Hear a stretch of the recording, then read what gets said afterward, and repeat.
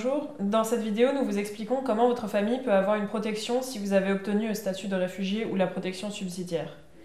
Si votre famille est dans un autre pays, vous avez le droit de faire venir votre conjoint ou votre concubin si vous n'êtes pas marié, vos enfants et ceux de votre conjoint ou de votre concubin s'ils ont moins de 19 ans et qu'ils ne sont pas mariés, vos parents si vous êtes mineur et non marié.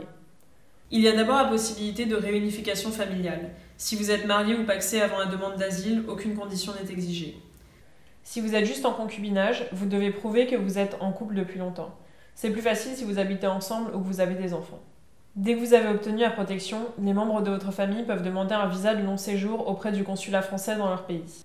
Pour chaque membre de la famille, il faut fournir au consulat un formulaire de demande de visa de long séjour, un passeport ou laissez-passer, 2 photographies d'identité conformes, la copie de la décision de l'OFPRA accordant statut de réfugié ou la protection subsidiaire du protégé, la copie intégrale des actes de naissance et de l'acte de mariage établis par les autorités locales établissant le lien familial avec la personne protégée. Pour chaque personne, la somme de 99 € en monnaie locale.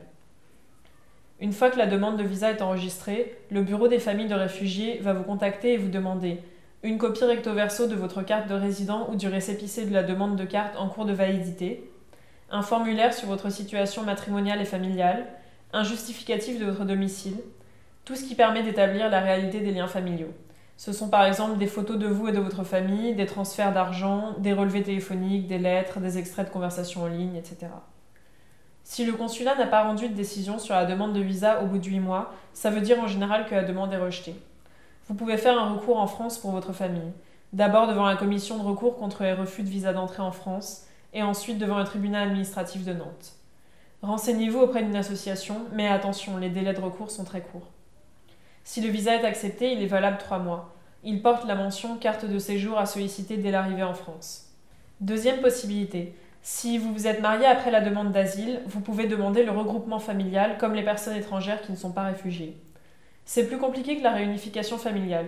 Il faut une carte de séjour depuis au moins 18 mois, des revenus stables avec SMIC minimum et un logement adapté. Pour plus d'informations et de conseils pour un regroupement familial, vous pouvez consulter le site de l'OFII. Nous vous conseillons de contacter une des associations spécialisées dont vous trouverez l'adresse sur notre site.